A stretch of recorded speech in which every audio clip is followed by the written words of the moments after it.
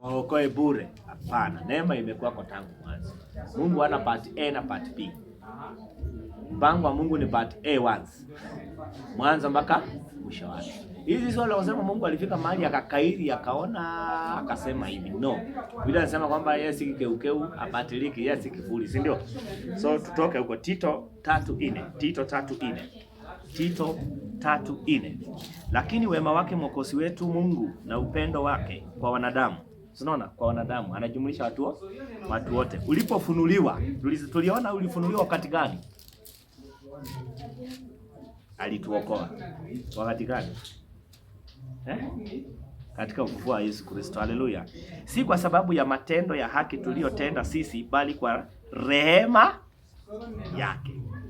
Kwa kuoshwa, kwa kusaliwa kwa pili na kufanywa upya na Roho Mtakatifu. So Roho Mtakatifu ndiye kukaliwa kwa Roho, kukaliwa kwa Roho ndio kuoshwa, ndio kusaliwa kwa pili na ndio kufanywa upya. Haleluya.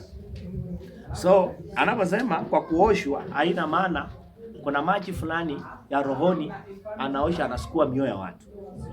Ati anapika randa kweli kweli, mioyo imechakaa. Tutoke huko. Kusaliwa kwa pili haina maana kuna kusaliwa kwa kwanza alafu kuna kusaliwa kwa pili. No, toka huko. Kusaliwa kwa pili kuna maana kwamba umekaliwa na nani? Na Roho Mtakatifu. Kufanywa upya haina maana kwamba hiki ni kitu ambacho kimeseeka alafu kimerekebishwa. Toka huko kabisa. Kufanya upya ni kukaliwa na Roho. Kufanya upya ndio kusaliwa mara ya pili. Kufanywa upya ndio kuoshwa. Haleluya. So ni simbo kabisa. So tuliokolewa kwa namna gani? Tuliokolewa kwa namna gani? Tuliokolewa kwa namna gani? Jibu, tuliokolewa kwa ujumbe wa Injili. Tuliokolewa kwa ujumbe wa Injili. Tuliokolewa kwa ujumbe wa Injili. Tuliokolewa namna gani? Swali. Tuliokolewa kwa ujumbe wa Injili. Warumi 1:16. Warumi 1:16. Roman chapter 1 verse 16. Kwa maana sionei haya Injili kwa sababu ni uweza wa Mungu uletao wokovu kwa kila aminie, kwa Myahudi kwanza na kwa Uyunani pia. So Injili ndio uweza wa nani? So Injili ndio nguvu za Mungu. Aya, narudia tena. Usiwe ukisema Injili ina nguvu za Mungu. Injili imebeba nguvu za Mungu. Usiwe ukisema Injili imebeba nini? Injili ndio nini? Nguvu zenyewe. Glory to God. Anasema kwa maana sionei haya Injili kwa sababu hiyo Injili ndio nini? Uweza wa Mungu. Robert, umesikia? Watu wanafika mahali wanafikiria ndani ya Injili ndio kuna nini? Lakini Injili ndio uweza. Injili ndio nguvu zenyewe. Uweza wa Mungu uletao ni wokovu kwa kila aminie. Lakini sasa nguvu Injili ambayo ndio nguvu za Mungu sinaokoa tu wala ambao wanafanya nini? Wanaamini peke yao. Haleluya. Kwa Myahudi kwanza na kwa Myunani pia. Anaposema kwa Myahudi kwanza anamaanisha Yesu anaposema kwamba Injili itahubiriwa kuanzia wapi? Yerusalemu. So Yerusalemu ilikuwa ni mahali pa kuanzia peke yake. Mahali tu pa kuanzia. Ni kama vile ambavyo Mungu alikuwa anawaambia, anaiti wana wa Israeli Kanani. Kuwaiti wana wa Israeli Kanani ilikuwa ni inji. Bila shida, bali watu Mungu atusaidie tu. Watu wanasema Kanani ndio Yesu. Kanani si Yesu. Sasa waje Kanani lugha picha kuongelea Yesu. Kanani ilikuwa Kanani. Waliaitiwa inji inaonekana kwa macho ya damu na nyama.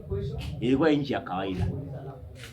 Sababu ya kumbukeni, nimewaambia mataifa yote duniani ambapo hakukuwa na mataifa mengi, mkumbuke. Tuko pamoja? So unajua watu wameanza kuongezeka, hatukuwa na mamilioni ya watu. Watu wamekuwa wakiongezeka mnaelewa. Kenya tumefika mamilioni kadhaa. Kwani Kenya ilianza hiyo? Hata 97 mmoja akipita. Kulikuwa na watu 15 milioni. 15 peke yake. Sasa tuko 50s. So sasa tangu 97 mpaka sasa tumeongezeka more than 30 milioni. Sasa chukulia wakati wa kitambo. Ndio sababu nyinyi ni mashahidi. Mkijaribu kupika mahesabu hapo nyuma, miaka yako nyuma, kama miaka yako nyuma. Si nyumba ulikuwa unaona nyumba moja, nyingine utatemea distance ndio uone kanyumba, si ilikuwa hivyo? Sasa kuwa na watu wengi. So miaka ya kitambo ndio nimwambia Genesis chapter 11, Biblia inasema kwamba kulikuwa na mataifa, dunia yote ilikuwa na mataifa 70. Sasa hivi tuna mataifa mangapi? Si ni mingi. Mataifa 70. Kenya sasa hii kuna province, inaitwa province ngapi? Province. Nataka hizo county, sorry. Nataka hizo umesema 40 county. Tuko na county 40.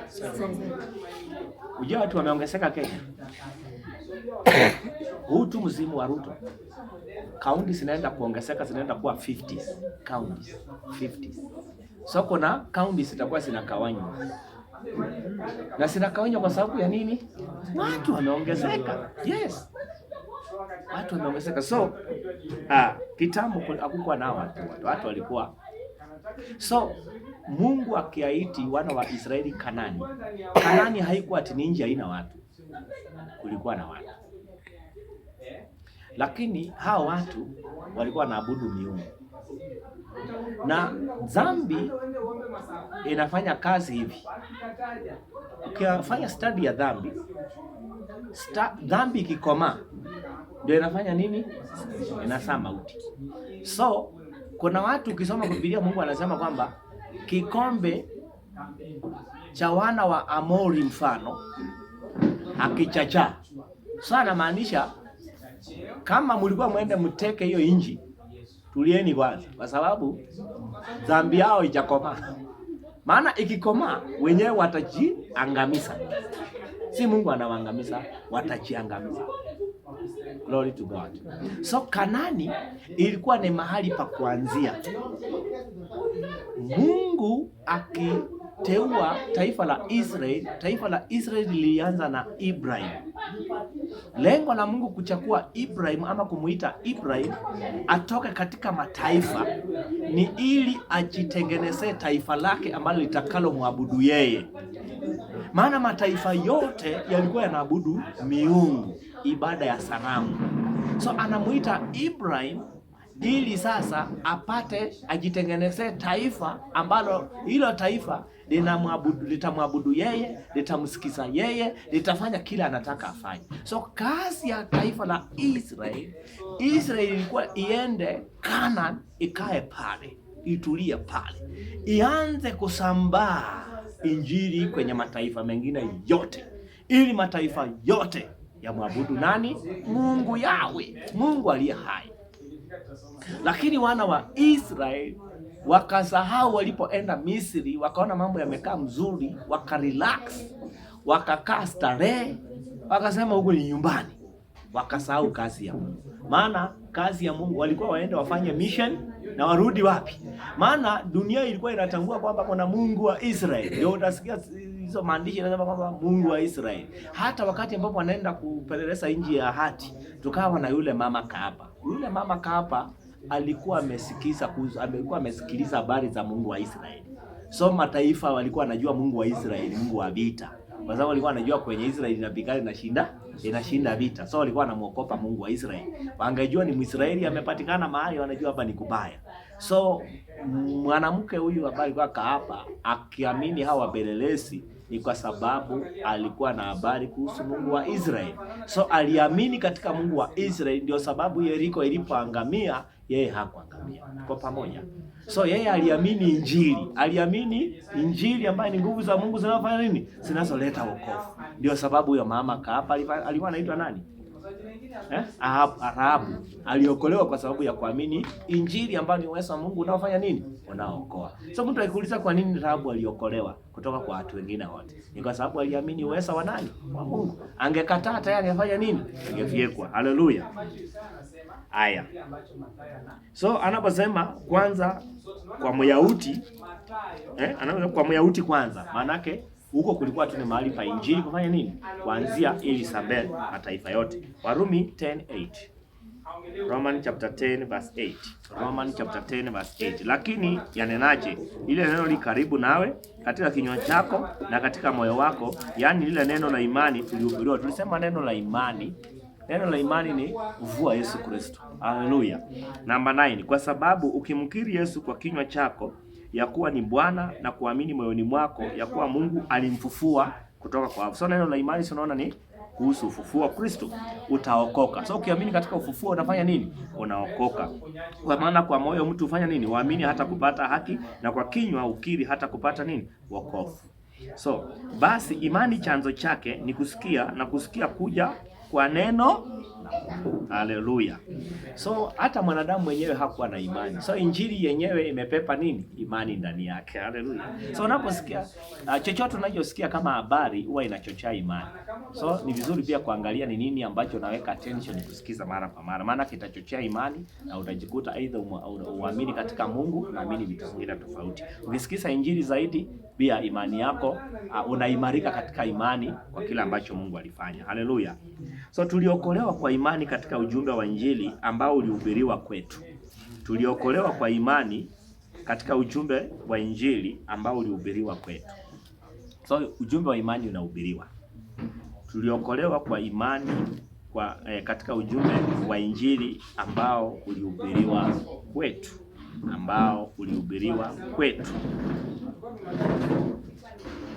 Tuliokolewa kwa imani katika ujumbe wa injili ambao ulihubiriwa kwetu.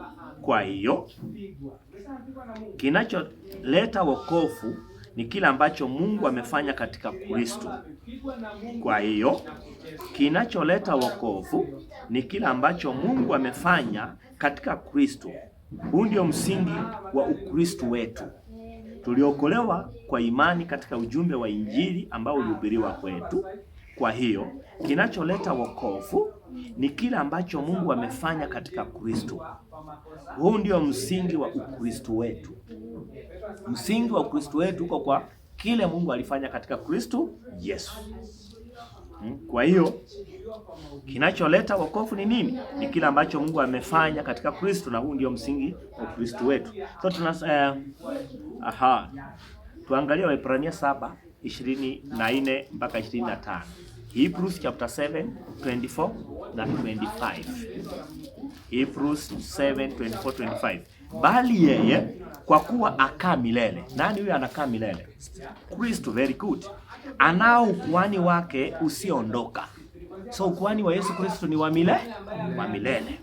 Naye 25. Naye kwa sababu hii aweza kuwaokoa kabisa wao wamjiao Mungu kwa yeye, maana yu hai siku zote ili.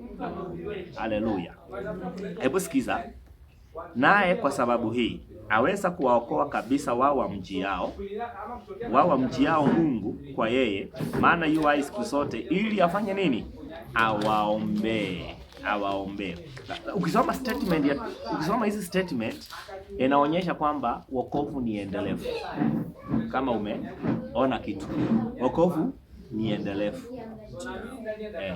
Tulisema Sunday hapa tukiwa hapa kwa darasa letu, tuliokolewa, tunaokolewa, tutaokolewa. So wokovu ni nini? Maana si bado tunahitaji wokovu wa mwili hii, kufua huu na kupata mwili usio haribika. Haleluya. So kuna neno kabisa. Naye kwa sababu hii aweza kuwaokoa kabisa. Hiyo namba 20, mstari wa 25. Neno kabisa linamaanisha kwamba kile Kristo alifanya ni kamili na cha milele. Naye kwa sababu hii aweza kuwaokoa kabisa. Neno kabisa linamaanisha kwamba kile Kristo alifanya ni kamili na cha milele. Ni kamili, hakina tosari, hakina mapungufu, kinajisimamia, kinajitosheleza na ni cha milele. Hizi swala mtu anasema kwamba umetenda dhambi leo alafu naomba msamaha. Unatenda dhambi leo alafu tuangalie hapa. Kasi ya Mungu si kasi ya leo kesho hakuna. Mbinu ya Mungu kutoka mwanzo ama mpango wa Mungu ni kufanya kitu once and for all. yeyote akwisha, yani Mungu angesema hivi, ukiokoka alafu tende dhambi unarudi kuwa mwenye dhambi. So kazi ya wokovu ya Mungu hakuna haja kuitangaza, si ndio? So alifanya kazi kwamba once umeokoka unapewa vinasaba vyake, unapewa DNA yake, unapewa asili yake, unapewa maisha yake, unapewa sura na mfano wa nani? Bwana Yesu asifiwe. Ni the same na vile ambavyo tunazaa watoto. Tukizaa watoto wanafanania nani? Sisi wenyewe. Tabia, kila kitu, mapua, ufupi. Ni kama leo hii familia yenu mnazaa, familia yenu ni watu wafupi. So umetokea mfupi, leo hii unaanza kuomba Mungu kwamba akufanye kuwe mrefu. Wakati mwingine unaweza ukasumbukana sana kwa sababu trithika ni familia, umetokea kwa familia watu wafupi. Kama ni warefu ni hivyo. Ndio sababu kuna magonjwa pia tunarithi kutoka kwa nini? Kwa familia. Mambo ya mwili. So kama tunarithi magonjwa, tunarithi sura, tunarithi hivi vitu. So inamaanisha kwamba katika wokovu Mungu alichokifanya katika roho, tumerithi kila kitu ambacho kinatoka wapi?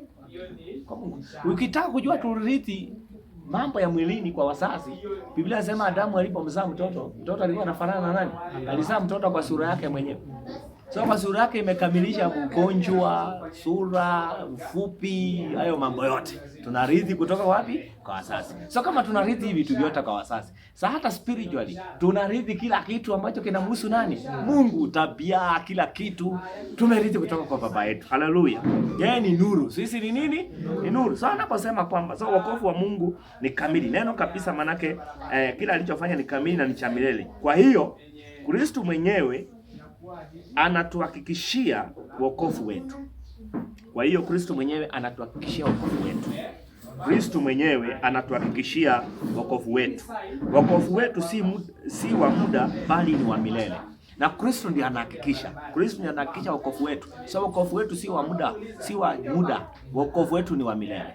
Maana aliyetuokoa aketi milele, yu hai milele. Haleluya.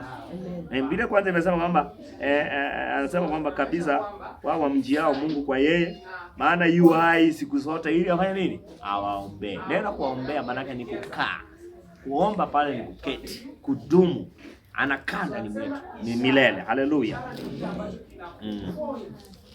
So Yuda, kitabu cha Yuda 1:24. Yuda 1:24. Yuda 1:24. Yeye awesaye kuwalinda ninyi, nataka uone hili jina ni tamu sana hili. Yeye awesaye kuwalinda ninyi msijikwae. Yaani Mungu anatulinda tufanye nini? Tusijikwae. Ayaya. Na kuwasimamisha mbele ya utukufu wake bila mawaa katika furaha. So kulingana na statement hii anamaanisha Mungu alipotuokoa yuko na sisi, anatulinda mpaka ile siku tutasimama mbele ya utukufu wa nani? So kazi ya Mungu aishi wewe kuokoka akuaje? Ako na wewe mpaka ile siku ata make sure umesimama mbele ya utukufu wa nani? Wa Mungu. Imagine. Kristo ni mwema sana. Huyu ni mzuri bwana. Huyu si wa kuajika, huyu si wa kuajika. Mtu anakuokoa mpaka amehakikisha kabisa amekusimamisha mbele ya utukufu wa Baba, ndio huyu. Huyu ndio uliye tu. Anaokoa na analinda chenye. Bwana, anaokoa na analinda alichokiokoa. Huyo tunaweza muita ni mfalme wa kweli, si ndio? Ni mfalme ambaye ametangaza na analinda na kudhibiti alichokitangaza kwa kinywa chake. Haleluya. Ametutangaza wenye haki. Ni nani atakaye tukitaki aseme kwamba sisi wenye haki mbele za Mungu? Hakuna. Glory to God. So Yesu pia alitoa maneno yenye uhakika kwa habari ya wokovu wetu. John chapter 10 verse 28. Tunaona kwamba Yesu pia alitoa maneno yenye uhakika kwa habari ya wokovu wetu. Tunaona John 10:28. Nami nawapa uzima wa milele. So Mungu, kazi ya Mungu ni kutupa nini? Uzima wa milele. Tulipokea uzima wa milele wakati gani? Tulipokea uzima wa milele wakati gani? Wa ufufuo wa Yesu Kristo. Wala hawatapotea kamwe. 10:28. Kwa anasema Yesu pia alitoa maneno yenye uhakika wa habari ya wokovu wetu. Haya ni maneno ya Yesu ya kututhibitisha kwamba tumehakikishiwa. So anasema nami nawapa uzima wa milele wala hawatapotea kamwe. Neno kamwe ni msisitizo, ni kamwe na ni kamwe. Yaani haiwezekani. Never. Ndani ya Kristo hakuna kufanya nini? Mtu akizungumzia kuhusu kupotea, muulize tu swali, wewe uko wapi? Ndani ya Kristo kamwe hakuna kupotea. Haleluya. Wala hakuna mtu atakayewapokonya katika mkono wangu. Chameni. Ndani ya Kristo. Biblia inaposema ni kitu gani kitakachotutenga na upendo wake, Kristo ameshahakikisha. So wakati ambapo Paulo anasema nini kitakachotutenga na upendo wa Kristo, ametoa wapi? Pia alikuwa amejifunza kwa mitume walioandika hivi vitabu vya Injili. Yesu alikuwa ametoa kauli kama hiyo kwamba hakuna yule anaweza kuwapokonya. So Paulo alijifunza kwa mitume. So Paulo anazungumza kauli ni kitu gani kitakachotupenda na upendo wa Mungu. Anataja hivi vitu vyote akiwa na msingi wa maneno ya Yesu mwenyewe. Haleluya. Anasema Baba yangu aliyenipa huo ni mkuu kuliko wote. So Baba ni mkuu kuliko wote. Sikiza. Anaposema hakuna kitu cha kunipokonya katika mikono yao, anamaanisha yani kila kitu, wakiwemo miungu. Wajana hivi vitu, shida huwa tunaangalia sana vitu vya earthly things. Miungu. Hii miungu yote hata ifanyaje? Yaani hii kauli ya Yesu inamaanisha kwamba anaposema babangu ni mkuu, anaposema babangu aliyenipa hao ni mkuu kuliko wote. Wote akina nani? Miungu. Ukisikia Biblia inamtaja Yesu, yaani Mungu, Yesu ni mfalme wa wafalme. Huwa alinganishi na kina Upama. Sasa Mungu ametengeneza mtu, alafu tena ujipishanishe wakati mwingine. Anapoitwa Mungu wa miungu, huwa alinganishi na visanamu hivi vimechorwa ama wanadamu, never. Analinganishwa, yaani anamaanisha kwamba zile miungu yeye ndiye ako above, yeye ndiye ako juu, yeye ndiye anamiliki, yeye ndiye ana uwezo. Haleluya. So anasema baba yangu aliyenipa hao ni mkuu kuliko wote, azungumzii wanadamu. Maana mwanadamu, Biblia inasema mwanadamu ni nini mbele za Mungu. So anazungumzia nini? Zile miungu asina ule uwezo wa kunipokonya wale baba amenipa. Haleluya. Wala hakuna mtu awezaye kuwapokonya katika mkono wa baba yangu. Mtu anaweza kuja na fundisho, si ndio? Hata acha na fundisho. Wanzi umeokoka. Fundisho litakuspoil tu wapi?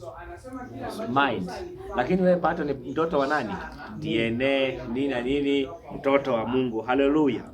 Paulo alisisitiza hili pia. Roman 8:39. Paulo alisisitiza hili. Warumi 8:39. Wala yaliyo juu, wala yaliyo chini, wala kiumbe kinginecho chochote. Tunaona ametaja miungu hapa. Anaposema wala kiumbe kinginecho chochote akitaweza kututenga na upendo wa Mungu ulio katika Kristo Yesu Bwana wetu. So kiumbe hapa anarifaa kwa viumbe vya kiroho. Glory to God. Kwa hiyo Waefeso 2:5 ndasoma. Hata wakati ule tulipokuwa wafu kwa sababu ya makosa yetu, alituuisha pamoja na Kristo, yani tumeokolewa kwa neema. Verse 6. Akatufufua pamoja naye, akatuketisha pamoja naye katika ulimwengu wa roho katika Kristo Yesu. So muamini leo yupo hai milele. Haleluya. Kulingana na huu mstari wa Efeso 2:6. Waefeso 2:5-6. Inaonyesha muamini leo yuko nini? Yuko hai milele. Muamini yuko hai milele. Tuna umoja na Mungu usioweza kutenganishika. Muamini leo yuko hai milele. Number 2. Tuna umoja na Mungu usioweza kutenganishika. Waja hii mambo ya kusema ukitenda dhambi unaanguka koko, ati umeanguka sasa umetoka kwa Mungu, wewe ni mwenye dhambi utaenda jehanamu. Hakuna muamini anayetenda dhambi ataenda jehanamu. Na sasa hiyo ndio statement ambayo watumishi wengi hawataki kuisikia. Wakisikia wanasema hakuna muamini anayetenda dhambi ataingia jehanamu, atakwambia pastor unahubiri injili. Dhambi wewe. Dhambi ni mbaya sana, mtu akitenda anaenda tu jehanamu vizuri. So wewe ulioko hapa jifunza kwamba tunaangalia kile Kristo alifanya, si cha muda, ni cha milele. Glory to God.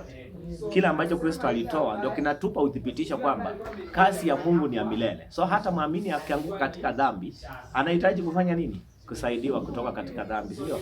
Aombewe, ashauriwe, aongeleshwe, ahubiriwe. Glory to God. Biblia aombewe. So Biblia inasema kwamba nyinyi mlio wa rohoni mnamrejesha mtu ambaye amekafirika katika kosa. Mrejeni tena mnamrejesha katika upendo. Haleluya. Katika upendo. So muamini leo anaishi, ana uzima wa milele ndani yake. Anaishi milele ama yu hai milele.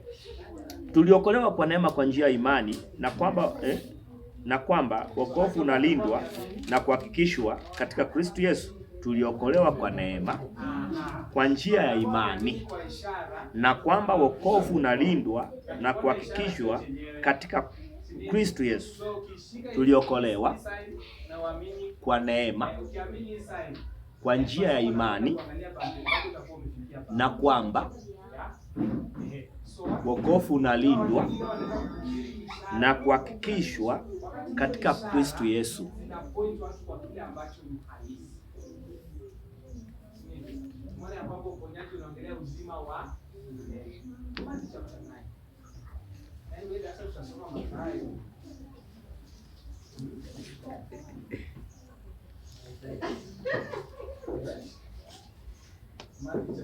Tuliokolewa kwa neema kwa njia ya imani na kwamba wokovu unalindwa na kuhakikishwa katika Kristo Yesu.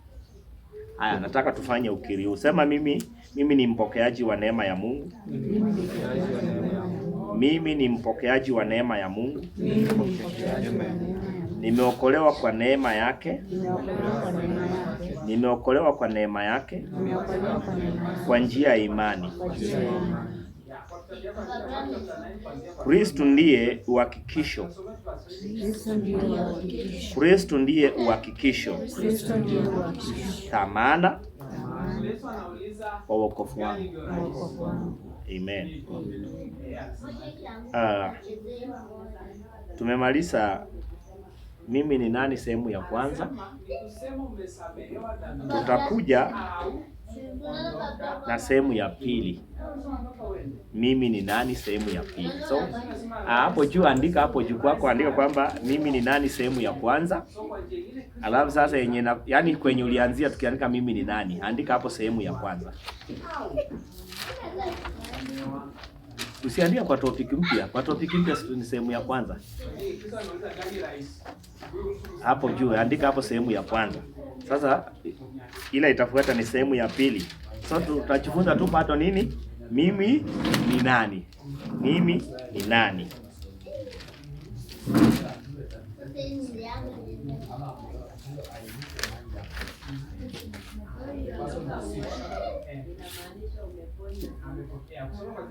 Alafu tukimaliza hiyo bado tutakuja mimi ni nani sehemu ya tatu.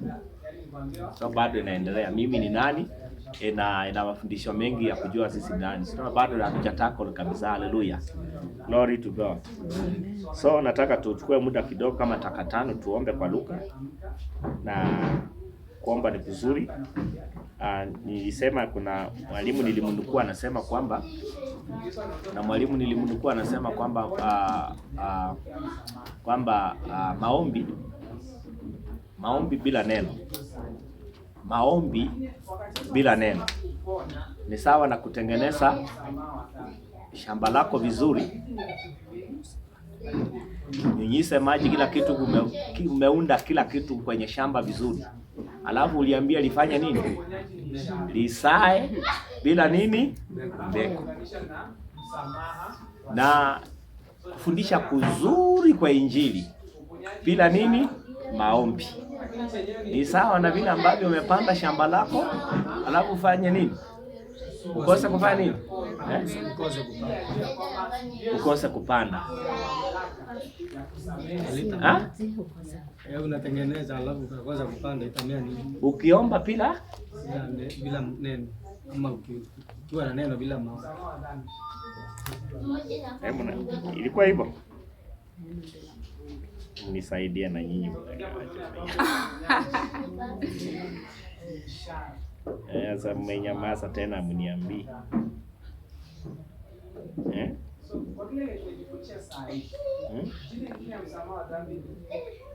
Kwani hakuna mtu anakumbuka?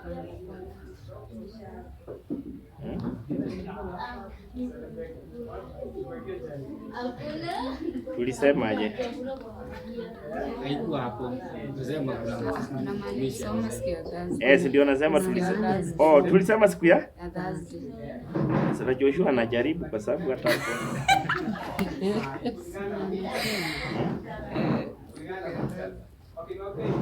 Nilisemaje Margaret kama ulikuwa? Hiyo statement inakanganya. Kutengeneza ardhi maombi bila neno. Ni kama kutengeneza ardhi kwa sababu kuweka mbegu. Unataka yani uyaambia mea sasa. Bila neno. Alafu neno bila maombi silikuwa kama kutengeneza hiyo sasa. Na hizi zinaitwa complementary. Wewe zina na hichi bila hicho kitu. Zinategemeana.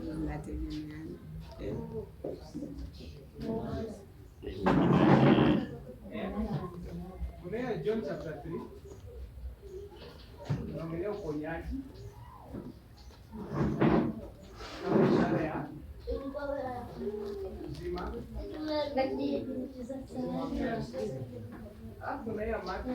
Obvious tu ujue ukitafuta kitu kinachofanyanga kipatia. Nasema hivi, a good sermon without prayer is like seeds in the ground with no watering. A good sermon without what? Prayer is like seeds in the ground without no watering. And prayer without sound teaching is like wetting the ground and tilling it for planting, yet no seeds planted afterwards. Alafu anasema, now let's imagine if we do both aggressively, I might harvest. So kwa Kiswahili kwaje hizo statement, maana zina Kiswahili zinatukanganya. A seed sermon without prayer is like seed in the ground without no. A good sermon without prayer is like seeds in the ground with no watering. Tupendi Kiswahili hapo. A good sermon without prayer, fundisho nzuri bila maombi. Ambayo iko kwa mchanga bila maji. Yes. Umeelewa? Bila kwa Kiswahili umeshika kwa Kiswahili ametamka. So uchumbe mzuri bila maombi ni sawa na mbegu uliyoiweka kwenye mchanga bila maji. Na kweli itamea kweli. Wakati wa kiangazi hata ndio sababu wanangojeaka mvua yenyewe. Alafu a prayer without sound teachings is like wetting the ground and tilling it for planting, yet no seeds planted afterwards. A prayer without sound teachings, maombi bila neno, ni kama mchanga. Is like wetting the ground. Yeah, is like wetting the ground. Kama kunyunyizia mchanga. Unatengeneza vizuri. And tilling and tilling it for planting. Kuilima vizuri kwa ajili ya upanzi. Yet no seeds planted. Alafu na kuna mbegu umepanda. So umetengeneza shamba vizuri, umetoa machafu na kila kitu. Watu kaota maji, si ndio? Lakini hakuna nini? Sasa ni wakati tu mtu anaomba lakini ametenga neno, si ndio? Sasa unaona anajaribu kutoyesha neno na maombi ni vitu havifai kutenganishwa. Glory to God. Sisi tuchukue taka kama 5 tuombe kwa Luka. Haja tu. Nianze tena. Yes. Raka